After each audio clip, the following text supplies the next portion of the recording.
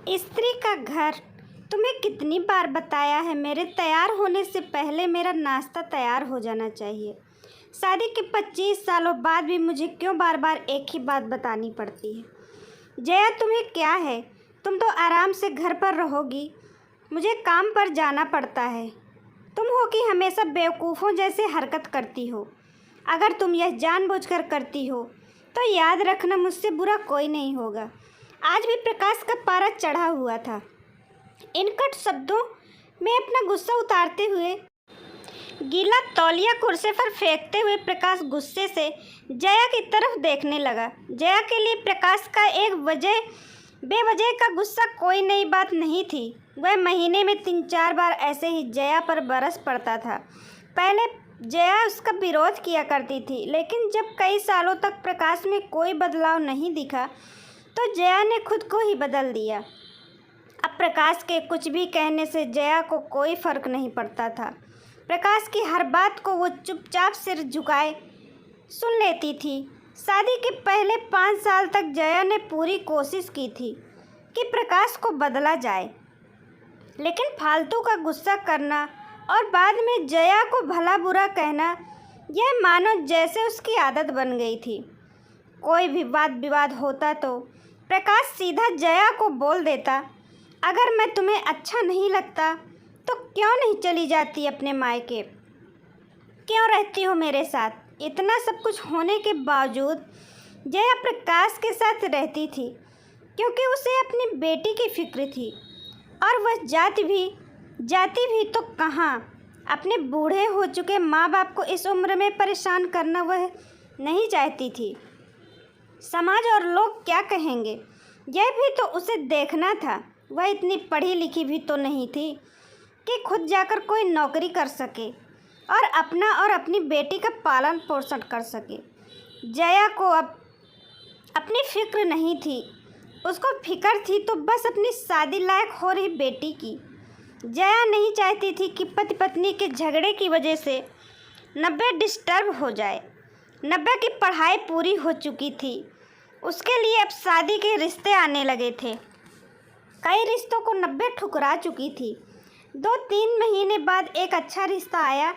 रिश्तेदारों और पहचान के लोगों ने भी लड़के के बहुत गुणगान किए थे। प्रकाश एक शाम अपनी बेटी के पास बैठकर उसे बताने लगा, नब्बे बहुत अच्छा लड़का है, पढ़ा लिखा है, बड़ा घर है, बहुत अच्छी नौकरी है। ऐसे रिश्ते बार बार नहीं आते बेटा, इस बार मना मत करना। नब्बे अपने पिता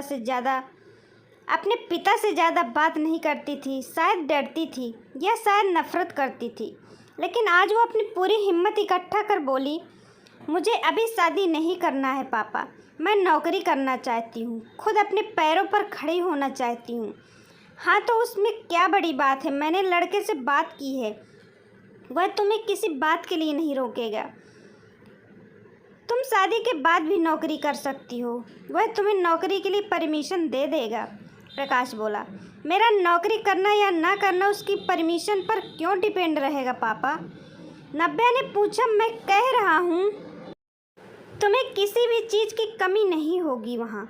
ऐसे रिश्ते बार बार नहीं आते, इसे ठुकरा मत, बहुत खुश रहोगी तुम वहाँ। प्रकाश बोला, पापा क्या मैं उतनी ही खुश रहूँगी जितनी मम्मी इस घर में खुश है? नब्बे ने तंज कसते हुए कहा, आज तुम्हारी जबान कुछ ज़्यादा ही नहीं चल रही? प्रकाश बोला। प्रकाश गुस्से से आंखें बड़ी करते हुए बोला, पापा मुझे शादी ही नहीं करनी है, क्योंकि शादी के बाद अगर वह लड़का आपके जैसा निकला तो मैं क्या करूँगी? मुझे आपके जैसा जीवन साथी नहीं चाहिए जो बिना बात के मुझ पर हमेशा चिल्लाए। मुझे कुछ भी अपनी पसंद का लेना हो तो 10 बार सोचना पड़े, कहीं वह नाराज़ ना हो जाए। मेरी तबीयत कैसी भी हो उसे परवाह ना हो, रोटी थोड़ी सी मोटी बन जाए तो घर सर पर उठा ले, उसकी चेक बुक ना मिले तो भी मेरा ही दोष निकाले और हर छोटी मोटी बात पर मुझे मायके जाने के लिए कहे। नब्बे ने अपना दिल खाली करते हुए पापा से सब कह दिया। प्रकाश का गुस्सा 7वें आसमान पर था, लेकिन उसके मुंह से एक भी शब्द नहीं फूट रहा था। वो नब्बे की बातें सुन रहा था। नब्बे उतना ही बोलकर चुप नहीं हुई। आज पहली बार वह अपने पापा के सामने इतना कुछ बोल रही थी। पापा, आपने माँ के साथ हमेशा गलत व्यवहार किया है। आप अपने ऑफिस का गुस्सा बिना सोचे समझे माँ पर उतार देते हैं। कभी इस बात की परवाह भी नहीं करते कि उन्हें कैसा लगता होगा।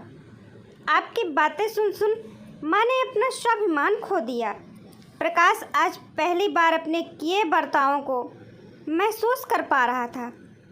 वो इतना ही बोल पाया, जो तुम्हारा मन है वो करो, मैं तो इतना बुरा हूँ ना।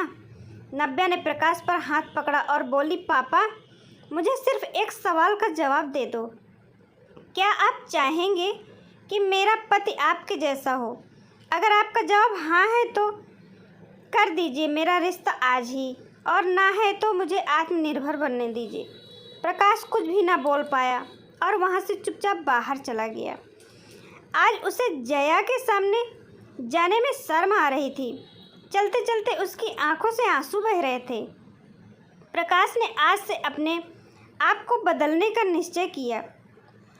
अगले दिन से जया ने अपने पति में काफ़ी बदलाव देखा। वह सोचने लगी कि जो हिम्मत नव्या ने दिखाई है, वह हिम्मत अगर मैं पहले ही दिखा देती तो शायद आज परिस्थिति कुछ और होती और नव्या पढ़ लिख कर अच्छी नौकरी करने लगी होती।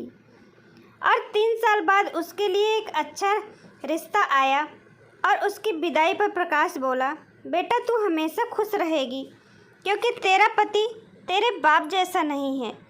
प्रकाश की यह बात सुनकर जया और नव्या की आंखों से आंसू बहने लगे।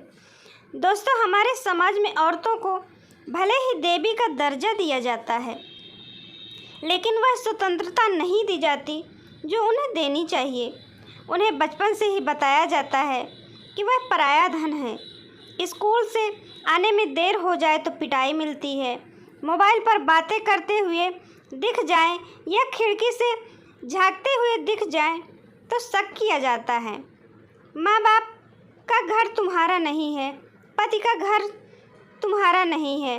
जीवन भर ये बातें बता कर उन्हें ससुराल भेज दिया जाता है और एक दिन किसी छोटे मोटे झगड़े में ससुराल वालों से उन्हें सुनना पड़ता है कि इस घर को छोड़ दो और मायके चली जाओ। अब आप ही बताओ दोस्तों, ऐसे स्त्रियों का सच्चा घर कौन सा है? आखिरकार वह किस घर को अपना कहें? आशा करती हूँ दोस्तों आज की कहानी आप सबको पसंद आई होगी। पसंद आई हो तो प्लीज़ लाइक शेयर कमेंट ज़रूर करिएगा और चैनल पर न्यू हो तो सब्सक्राइब करिएगा। धन्यवाद दोस्तों।